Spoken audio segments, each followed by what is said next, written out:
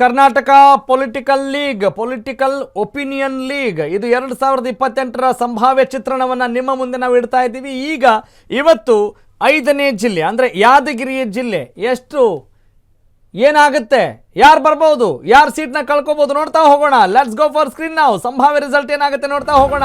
ಈಗಾಗಲೇ ಯಾದಗಿರಿ ಜಿಲ್ಲೆಯಲ್ಲಿ youngest district Yadgir, ಒಟ್ಟು 4 ವಿಧಾನಸಭಾ ಕ್ಷೇತ್ರಗಳು, ಸಣ್ಣ ಜಿಲ್ಲೆ ಆದರೆ ಪ್ರಭಾವ ರಾಜಕಾರಣ ಏನು ಕಮ್ಮಿ ಇಲ್ಲ, ಅಲ್ಲಿ ದೊಡ್ಡದಾಗೇ ಇದೆ. ಅದನ್ನು ನಾವು ಅರ್ಥ ಮಾಡ್ಕೊಳ್ಳೋಣ. 2023ರಲ್ಲಿ 3 ಸ್ಥಾನಗಳನ್ನು ಕಾಂಗ್ರೆಸ್ ತನ್ನದಾಗಿಸಿಕೊಂಡಿತ್ತು, ಕೇವಲ 1 ಸ್ಥಾನದಲ್ಲಿ JDS ತನ್ನದಾಗಿಸಿಕೊಂಡಿತ್ತು.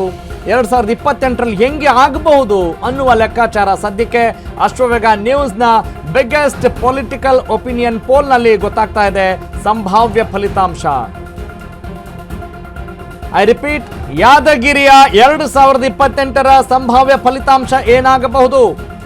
ಒಟ್ಟು 4 ವಿಧಾನಸಭಾ ಕ್ಷೇತ್ರಗಳನ್ನು ಹೊಂದಿರುವಂಥ ಯಾದಗಿರಿಯಲ್ಲಿ ಯಾರು ಯಾದಗಿರಿಯ ಮೇಲೆ ಟಾಪ್ ಆಫ್ ದ ಯಾದಗಿರಿಯಲ್ಲಿ ಇರ್ತಾರೆ?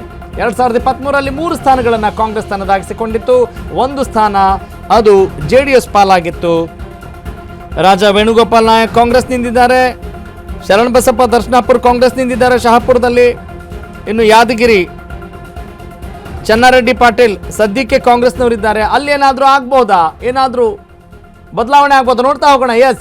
ST ಮೀಸಲು ಕ್ಷೇತ್ರ ಸುರಪುರ ಕಾಂಗ್ರೆಸ್ ಗೆಲುವನ್ನು ಸಾಧಿಸಬಹುದು, ಶಹಾಪುರದಲ್ಲಿ ಕಾಂಗ್ರೆಸ್ ತನ್ನ ಗೆಲುವನ್ನು ಸಾಧಿಸಬಹುದು ಅನ್ನುವ ಲೆಕ್ಕಾಚಾರ ಇದೆ. ಸದ್ಯದ ಒಪಿನಿಯನ್ ಹಂಗಿದೆ. ಇದು ಪ್ರಜಾಪ್ರಭುವಿನ ಮನದಾಳ.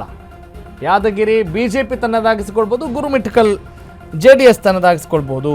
ಶರಣಗೌಡ ಕಂದಕೂರ್ ಅಲ್ಲಿ JDSನ ಶಾಸಕರು, ಅವರು ಸ್ಥಾನವನ್ನು ಉಳಿಸ್ಕೊಳ್ಬೋದು. ಹಾಗಾದರೆ ಏನಾಗ್ತದೆ, ಯಾರಿಗೆ ಎಷ್ಟು ಸ್ಥಾನ ಇಲ್ಲಿ? ಓವರ್ ಆಲ್ ಕಾಂಗ್ರೆಸ್ 2 ಸ್ಥಾನಗಳನ್ನು ತನ್ನದಾಗಿಸಿಕೊಂಡ್ರೆ JDS 1, BJP 1, 2 ಮೈತ್ರಿಗೆ 2, ಕಾಂಗ್ರೆಸ್ಗೆ 2. Okay, this is the result, this is the opinion pole. Opinion ಹೆಂಗಿದೆ? ಯಾದಗಿರಿಯ 4 ಕ್ಷೇತ್ರಗಳಲ್ಲಿ BJP 1 ಸ್ಥಾನವನ್ನು ತನ್ನದಾಗಿಸ್ಕೊಳ್ಬೋದು, JDS 1 ಸ್ಥಾನಕ್ಕೆ ತೃಪ್ತಿ ಪಟ್ಕೊಳ್ಬೋದು, ಕಾಂಗ್ರೆಸ್ 2 ಸ್ಥಾನಗಳಿಗೆ ತೃಪ್ತಿ ಪಟ್ಕೊಳ್ಬೋದು. ಆದರೆ ಈಗ ಸದ್ಯಕ್ಕೆ ಕಾಂಗ್ರೆಸ್ 3 ಸ್ಥಾನಗಳನ್ನು ತನ್ನದಾಗಿಸಿಕೊಂಡಿತ್ತು 2023ರಲ್ಲಿ. ಏನಾದರೂ ಬದಲಾವಣೆ ಮಾಡಿಕೊಳ್ಳೋ ನಿಟ್ಟಿನಲ್ಲಿ ಮುಂದಾಗ್ತಾರಾ ಅಥವಾ ಇಲ್ವಾ ಅನ್ನೋದನ್ನು ನಾವು ಮುಂದಿನ ದಿನಗಳಲ್ಲಿ ಕಾದು ನೋಡಬೇಕಾಗಿದೆ.